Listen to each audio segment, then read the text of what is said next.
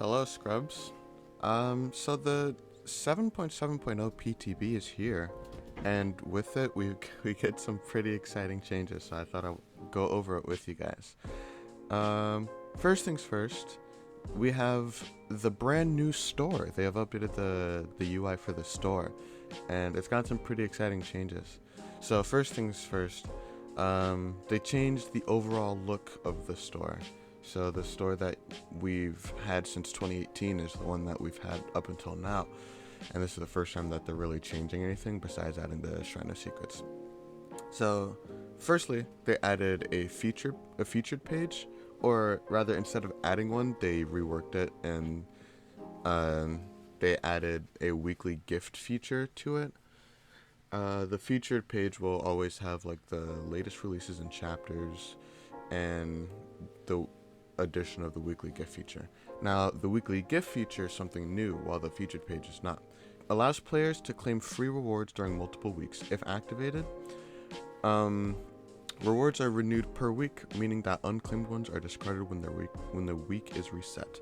That means that if you don't claim your gift from one week and the week refreshes, the gift that you would get from last week is gone and you cannot claim it anymore. So make sure that you're claiming your gifts every week once this update rolls out. Next up, we have the specials page, which is a new page. This is a dedicated page to show all special offers currently available in the game. So that'll be if any skins or weapons or anything like that, if it's on like a discount or anything, you'll be able to find it on that page for easy access. Next up, there's the collections page, which is I think this is one of the things that people have been asking for a while. This one houses all collections that exist in the game and shows their content. Players can also unlock cosmetics directly from there. So essentially what that is certain skins or like cosmetics for killers and survivors alike belong to a certain collection, like the Waterfront Massacre or the community made skins, stuff like that. And they're all just one big collection, but before you had to look for the certain killers or survivors that you were looking for to get their outfit. Now you'll be able to see the collections on that page. Now there's a bundles page. That one is just for unlocking like chapter bundles and like new DLC packs and stuff like that. So that's nice. Killer and survivors dedicated wardrobes, new separated independent pages. Okay. Oh, right. This next one is something that I know for a fact the community has been asking for forever, and that's mix and matching specifics. Now, this doesn't mean that they'll be unlocking sets or anything like that. This just means that if you wanted to preview, say a headpiece with like a shirt piece for Survivor, and you don't want to have to buy one piece to see what the next piece would look like with it, now you can preview them before purchasing any of them, which I think is nice. It's something that we've been asking for forever. Clicking on an option allows player to preview the character cosmetics. Selecting a character or equipping the cosmetic confirms their choice. Being able to preview allows players to preview pieces from different locked and unlocked cosmetics. Mix and matching options to be able to try them out before unlocking them. Players can now filter their cosmetics with different options and are now able to show all options that are currently available. Okay, now we have previewing perks, powers, and mores. Players can now open a little section that displays the power and perks of any characters that is currently selected, allowing for a smoother way to review and compare the character's gameplay. That's nice. Right. Players can now preview every killer's mori, including with the mix and match outfits. This way, players can check out how the cosmetic choices are going to look during the mori. Same thing is going to be with the visual outfits. So like Naughty Bear for Trapper, he has a different mori. So if you were to equip that skin, you can see Naughty Bear's unique mori. Bio pages for characters. These were made a part of the character's wardrobes. Okay, so that's moving to the wardrobe sections. They showcase the character's lore, height and speed, and terror radius size. Power and perks were removed to the power and perks window. Okay, cool. Okay, so now unlocking is done with a press and hold mechanic instead of a pop-up. So usually when you go to buy a cosmetic, you'll get a little pop-up that says, hey, it costs this much, do you want to buy it? Now, all you have to do is click and hold, and you will be able to buy that cosmetic piece instead of having a pop-up. You're going to be able to buy things for characters that are kill switched. So if there's a killer that's kill switched because of a bug or something like that, you'll be able to still buy like cosmetics for them. Because before you couldn't even like change cosmetics or do anything like that before because they were kill switched, so there's nothing you could do about it. So that's nice. They added a search bar for finding characters, collections, and cosmetics. The Auric cells can now be accessed through the store, and it can also be accessed by clicking the Auric cells counter on the top right of the screen. They added a celebration pop-up to better communicate that players have unlocked content or earned a reward at the store. The Shrine of Secrets is now being moved in the character lobbies to be closer to the loadout in Bloodweb. The layout was updated to be easier to read and use, providing key information without the need to hover on any perk option. So those are all the changes for the new store that we have. It's going to be a really exciting change. It's something really, it's something that people have wanted for a very, very long time. And I'm just happy to see it finally getting the love and care that it deserves. Good little quality of life change. Okay, they also changed something about the match details menu. The match details menu will now allow players to review perks during a match. When opening the match details, when opening the match details window, players can see their equipped perks. Hovering on perks and offerings allow players to see the tooltips and read their descriptions. Before, if you were to open up the pause menu and you hovered over like a Bloody Party streamers, for example, you wouldn't be able to see what it did. You know what it did if you played the game, but for newer players, it's a good little quality of life change. You'll be able to hover over it and read what it does. Okay, so now we're kind of getting into the juicy stuff now. Now we have the twins rework. Let's read into this. So Victor's Pounce can no longer latch onto healthy survivors. This is a big change because before, twins, when you use Victor, you would use Victor to pounce on a survivor, and that survivor would be able to run around while holding Victor. That's not a change anymore. Victor can no longer be kicked after successful pounce attacks which do not latch onto a survivor. So since Victor no longer latches onto a healthy survivor, he's going to pounce on them and hit them, and then he'll be able to continue running around instead of latching onto the survivor. So this change kind of makes sense. You won't be able to kick him after he successfully pounces on you, because you wouldn't be able to kick him if he were to latch onto you. So it's kind of the same thing but different mechanic, if you get that. Victor's pounce now latches onto survivors when they are put into the dying state. While Victor is attached, the survivor cannot return to the injured state. Other survivors can crush Victor during this time to help the dying survivor. Victor automatically returns to Charlotte after 20 seconds. This is also a very new change because, like I said before, Victor's pounce used to latch onto healthy survivors, and now he only latches on when they're put into the dying state. They also mentioned that you cannot return to the injured state from the dying state if Victor is latched on. So if there's nobody nearby, and you're down, you're gonna have to wait for somebody to come and rescue you, otherwise you're not getting up. So if you have Unbreakable, if you have Adrenaline, anything like that, it's gone. Okay, while Victor is attached to a survivor or holding a survivor in a locker, Charlotte gains 10% haste effect. The bonus is lost when hitting a survivor. That means if Victor finds a survivor in a locker, he can search the lockers, and if he finds a survivor in there, he can hold them in there and they won't be able to leave. They have to like try to escape on their own. Like a little bar will start filling up, and then when the bar fills up, you can escape.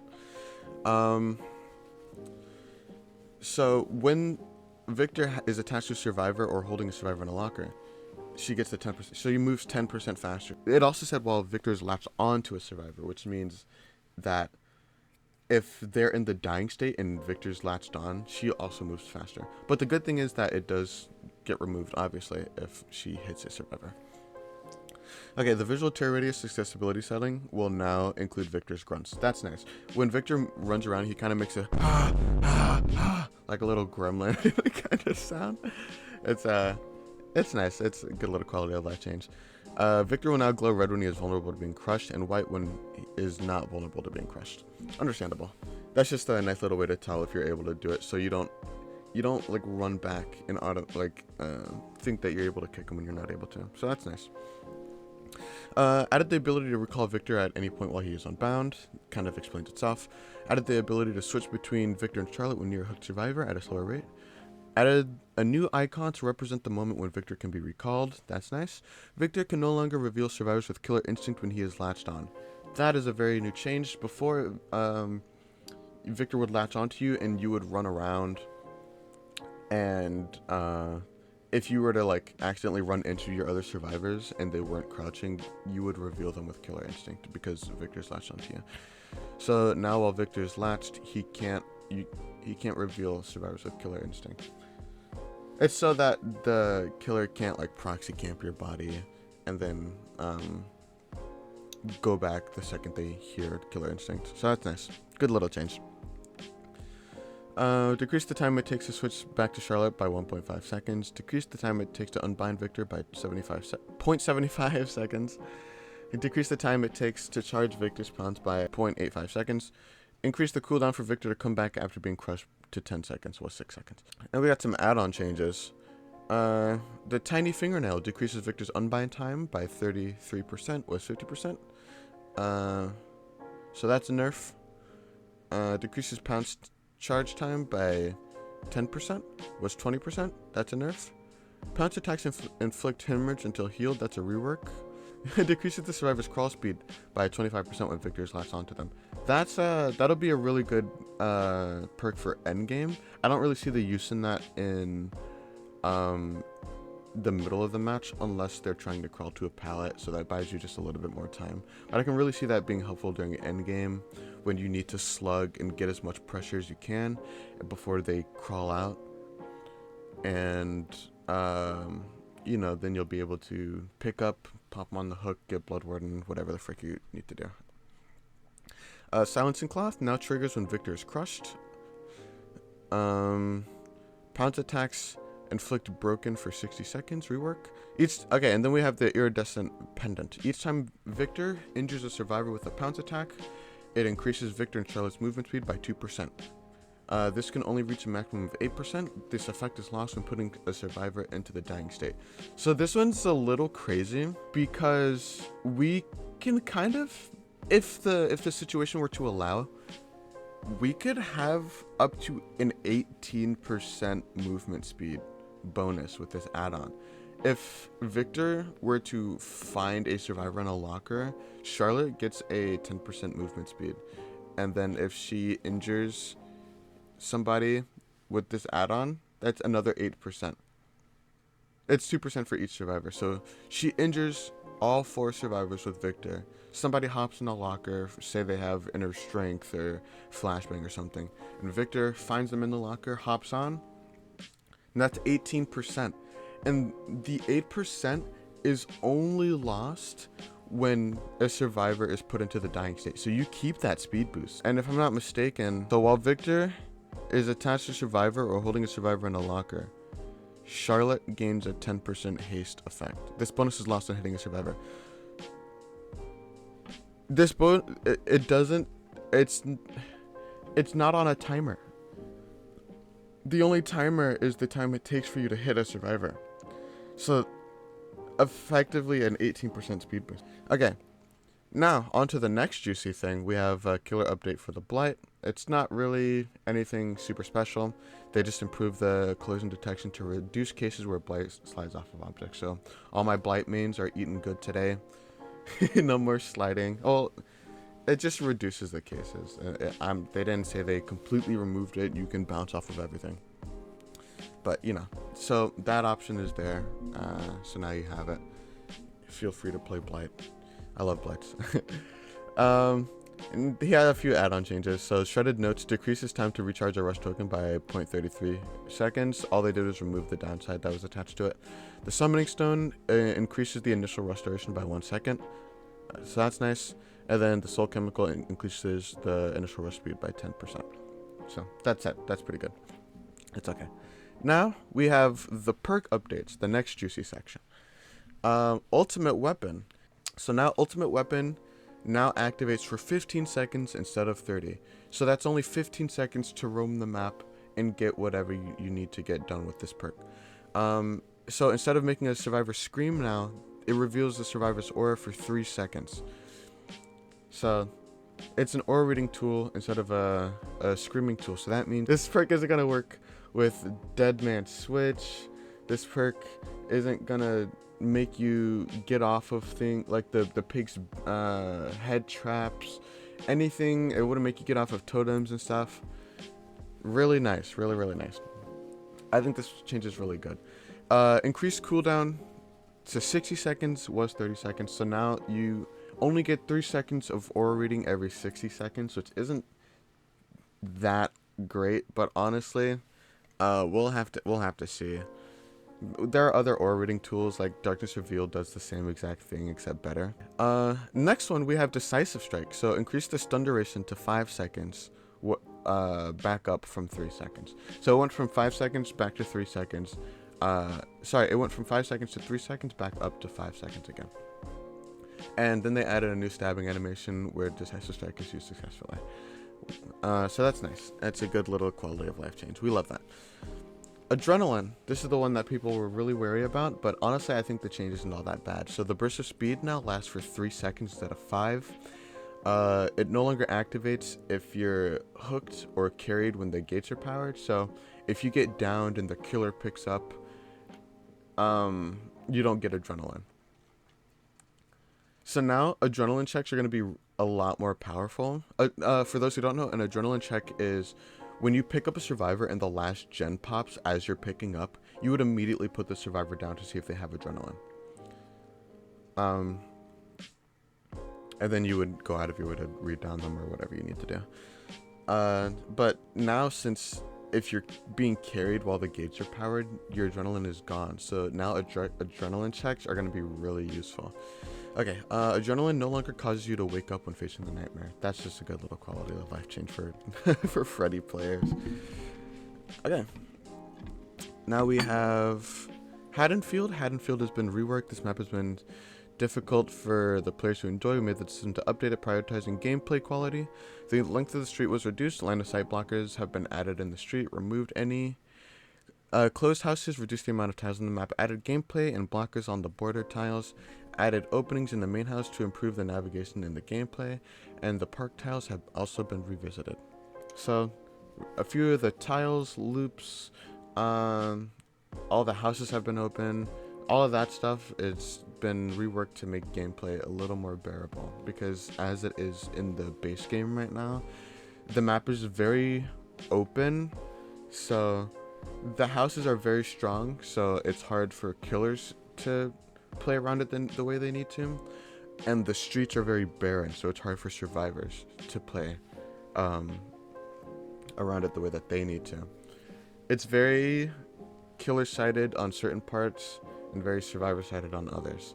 So hopefully this change kind of brings it around to make it so that all of the map is good for both sides. It's a good change. I like that. Now, a new gameplay mechanic that I wasn't really expecting because I didn't read the patch notes before. I don't think these were in here. The unhook interaction may no longer be cancelled partway to avoid being able to keep someone on the hook maliciously. So, if I'm not mistaken, this means that if you are going to unhook and you press the unhook button, you cannot let it go. You have to continue with the unhook. Unless you're hit, which I assume will make you let go. The generator damage interaction has been reviewed so that generators is actually damaged closer to the point where the hit lands to prevent accidentally letting go of the input early. That's another quality of life change. But a lot of those. And then some bug fixes that I don't really need to know about. Or not that I don't really need to explain is what I meant. You guys can always just go back and look at the bug fixes if you need to. Aside from that, that's gonna be the entire PTB. I hope you guys enjoyed this video. I will showcase all of the PTB things in this video while I'm going through and explaining everything will be shown on screen so you can see it. Yeah, without anything else to say, go out and play some DBD. Goodbye, scrubs.